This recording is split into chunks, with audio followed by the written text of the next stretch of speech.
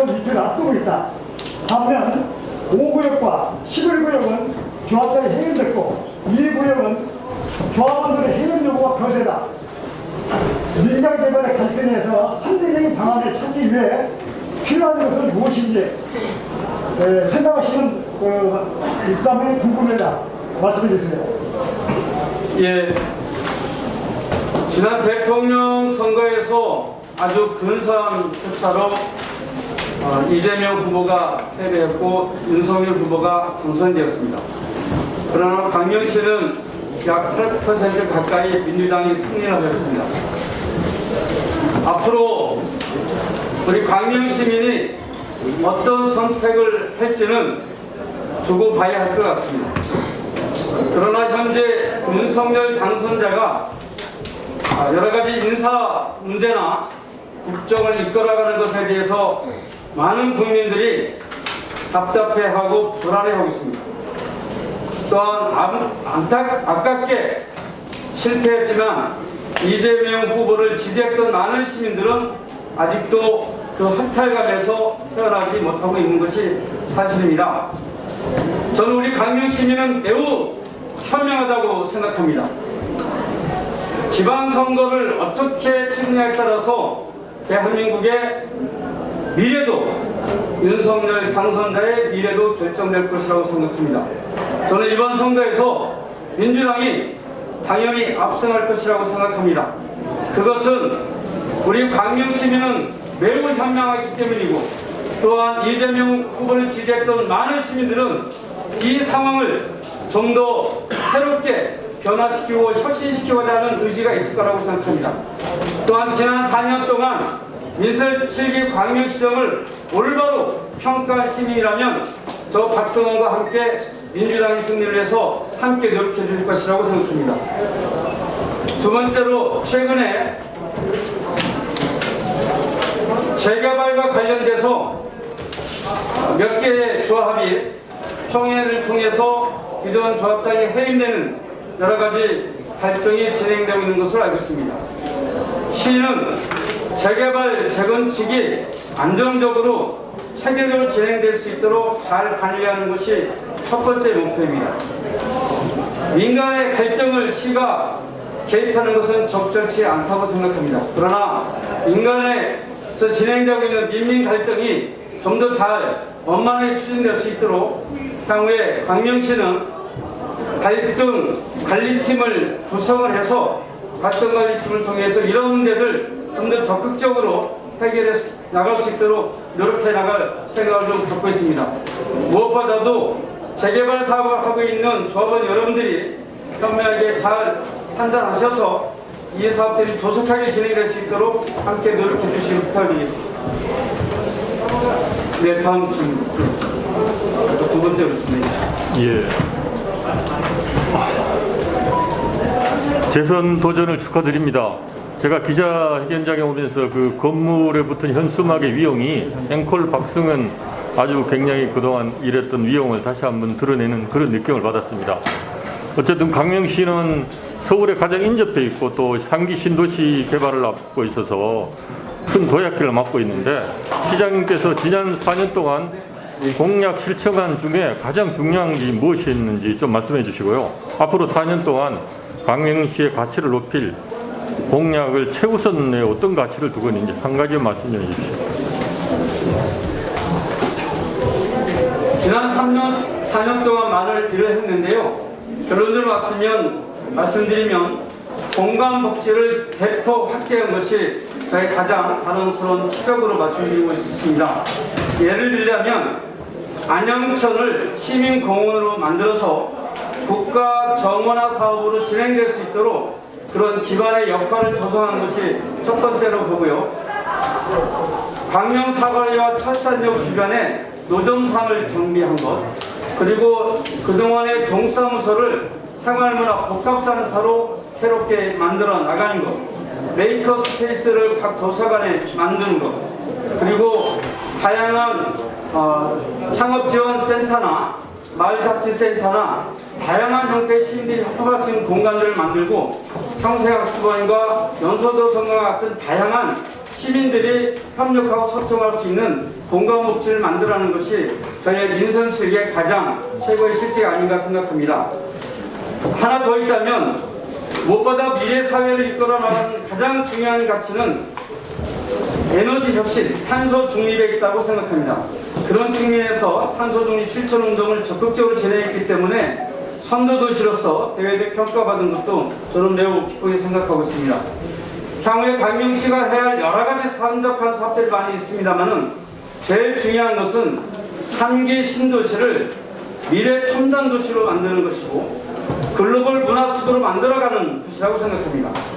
좀 전에 말씀드렸던 것처럼 이 3기 신도시 광명시흥지구는 지금까지 발표한 지역 중에서 가장 면적이 큽니다. 또한 수도권 서남부 지역에 있기 때문에 이쪽에 교통, 문화, 교육 모든 환경을 새롭게 변화시킬 수 있는 공간이 되고 있습니다. 그래서 저희는 이것이 문화산업을 육성해 나갈 수 있는 글로벌 문화수도로 만들어 나가고 그것을 중심으로 해서 새로운 자족경제 도시의 기반을 만들어 나가는 것이 굉장히 중요한 가치라고 생각하고 향후에 그 일을 위해서 총력을 다할 생각입니다. 예, 물 좀 드십시오. 물 없어요. 물 갖다 주세요.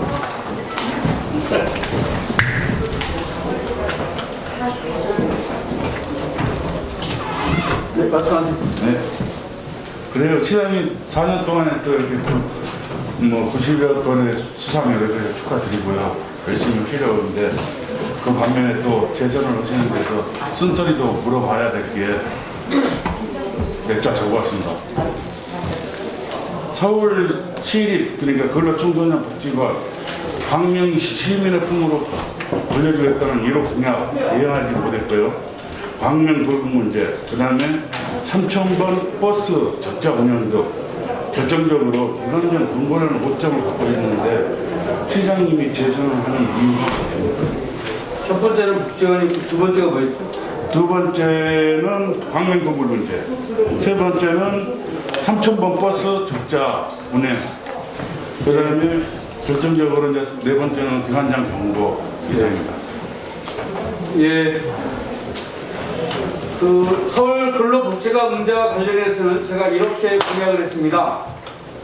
서울 근로자 종합복지관을 광명 시민의 품으로 그리고 이것을 청소년 문화 생활 복합 공간으로 만들어 가겠다 이렇게 저희가 공약을 했습니다. 저는 이것이 실패한 것이 아니고요. 현재 진행형에 있다고 말씀을 드리고요. 결론적으로 기재부와 국유재산정책심의위원회를 통해서 이것을 기재부와 그리고 한국자산관리공사와 광명시가 함께 협력해서 민간 개발하는 것으로 이미 협약식을 했고 그 과정에서 현재 진행되고 있는 사업이고 그래서 저는 이것이 공약을 못 지킨 것이 아니라 현재 진행하고 있다 이렇게 말씀을 드리고요. 그 다음에 1차적으로 운동장은 이제 소유권이 서울시가 아니라 기재부 땅으로 넘어갔는데 캠코가 관리하고 있기 때문에 캠코하고 협의해서 저희가 무상으로 사용하고 있습니다. 그래서 광명 시민들이 사용을 하고 있는 거죠. 기존에는 군청구 시민들이 주로 사용했는데 지금 광명 시민들이 사용을 하고 있는 것이고요. 저 개발 계획은 절차를 거쳐서 빠르게 2025년이나 6년부터 진행하는 것을 현재 저희가 계획을 세우고 있고요. 저것은 K청년 벤처희망타운으로 만드는 것으로 저희들이 계획을 하고 있고 캠코아는 컨텐츠 산업 연구소로 육성하는 것으로 이미 협의가 되어 있습니다.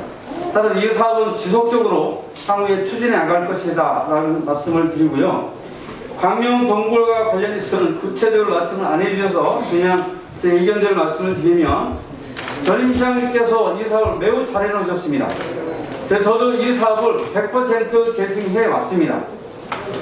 그리고 1년 반 동안은 동측에서 서측까지 연결하는 도담길도 60억을 들여서 새로 만들고 또 동측 입구에 인공 폭포도 만들고 하면서 계속 시민들이 많이 활용할 수 있는 공간으로 조성했습니다. 그런데 2020년도 초에 코로나가 발생하면서 관광객이 급격히 줄어들었습니다. 저희는 향후에 문화복합단지 조성을 통해서 동구를 활성화해 나갈 전략을 좀 갖고 있습니다. 그리고 저희가 이번에 별도로 광명 동굴 주변에 새로운 에코단지 공원을 조성하는 사업들을 좀 공약에 준비를 했는데요. 광명 동굴은 앞으로 지속적으로 성장 발전시켜 나갈 것입니다. 3000번 버스는 광명 경륜장에서 KT에서 광명역까지 직선으로 가는 노선을 만들어 달라고 하는 500인 원탁 토론에서 주민 의견으로 나왔고, 그것이 10번째 안에 순위에 들어가 있었기 때문에 그것이 시 정책에 반영이 되고 의회 예산을 반영해서 약 3억 5천만 원 정도를 기억하고 있는데요. 예산 투자해서 현재 진행을 하고 있는데 많이 홍보가 안 돼서 현재 이용한 승객이 적습니다만은 점차 이용한 승객이 늘어나는 것으로 알고 있습니다. 그것이 나오게 된 배경은 그동안 광명 7동에서 KT에서 광명역까지 가는 버스가 보통 1시간 반 걸리기 때문에 직선으로 가는 노선하면 약 30분 이내에 도착할 수 있다 해서 시민의 의견에 의해서 반영된 사업인데요. 이것은 면밀하게 더 검토해서 활성화될 수 있도록 하겠습니다. 네, 시간이 많이 드는데요. 이분아 정말 집중적이었습니다. 4년 동안 제일 많은 성과를 낸 걸로 알고 있습니다. 가장 성과에서 가장 첫 번째 성과는 무엇이고, 또 마지막으로 이제 컷오프, 민주당 자체 컷오프 내기 공천 확정일이 언제든지 궁금해 하거든요, 시민들이. 그 일정을 아시는 대로 말씀을 좀 합니다. 네, 공천 심사 일정은 제가 알 수가 없고요. 네, 철저하게 그것은 심사위원들이 내부로 진행하기 때문에 저희는 전혀 알 수 없습니다. 민선 사기의 실적과 관련해서는 다시 한번 말씀드리지만 공간복지를 확대하는 것에 최선을 다했다. 그래서 안양천도 시민공원을 만들고 철산역 광명 사거리에 있는 도점상도 정비하고 시민들이 편안하게 살 수 있는 도시를 새롭게 바꿔나가는 것에 중점을 두었고요. 그 다음에 두 번째로 아까 탄소중립 실천 부분과 관련해 노력했는데 그런 미래 도시로 가기 위한 준비를 많이 해왔고요. 그 다음에 저는 500인 완탁 토론회와 같은 다양한 형태의 시민들과 소통할 수 있는 구조를 만든 것도 저는 민설치기가 가장 잘했다고 생각하는데 이것은 제가 아니라 시민들이 그렇게 평가를 하고 계신 것 같아요. 저는 행정의 가장 중요한 것은 참여 민주주의라고 생각합니다. 그 과정을 통해서 시민들의 자신의 생각과 정책을 반영할 수 있는 문화, 시스템을 만드는 것이라고 생각하고요.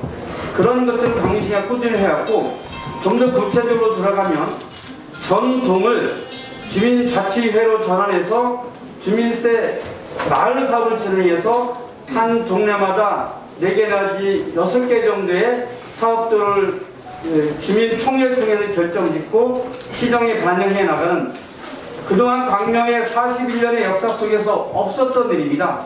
그런 것들은 가장 시민들이 높게 평가하는 것으로 알고 있습니다. 저 말씀 저 좀 볼게요. 예. 예.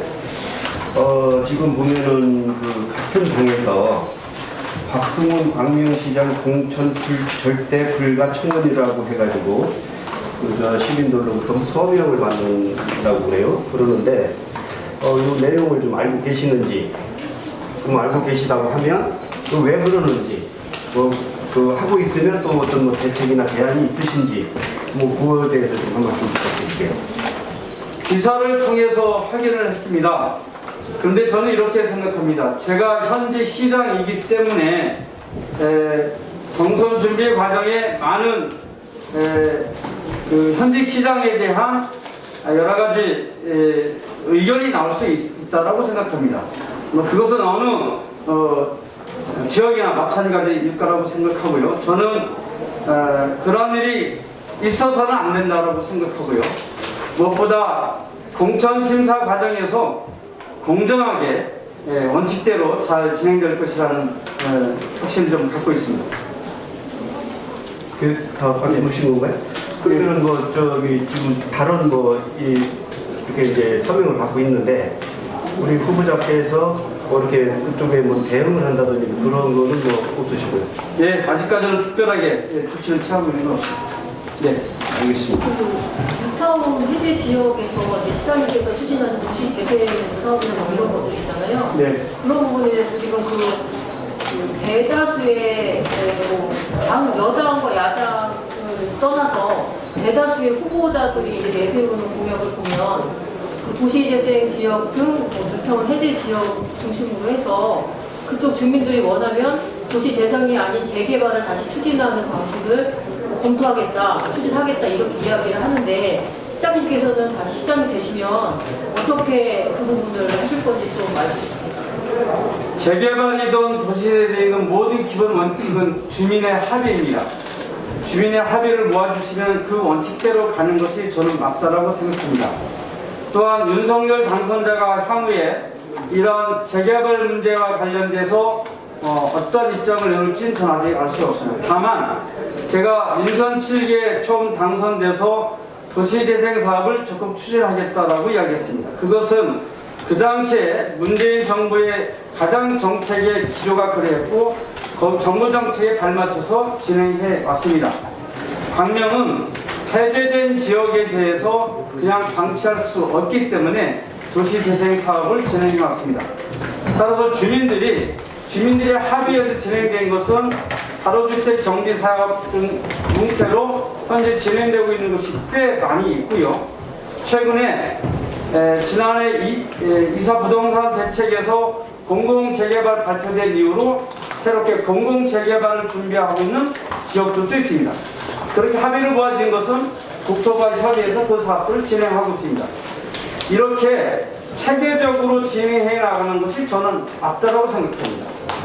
향후에 마찬가지로 현재 뉴타운 해제 지역과 관련해서 전면 재개발 방식이든 도시재생 방식이든 주민들이 합의된 내용 중심으로 주민 중심으로 모든 사업을 추진하는 것이 기본 원칙이고 모든 후보들은 그렇게 가야 하는 것이 저는 맞다고 생각하고요. 앞으로도 그런 원칙 속에서 진행합니다. 그러면 그 기존에 진행하셨던 도시 재생을 중단하고 새롭게 재개발을 추진하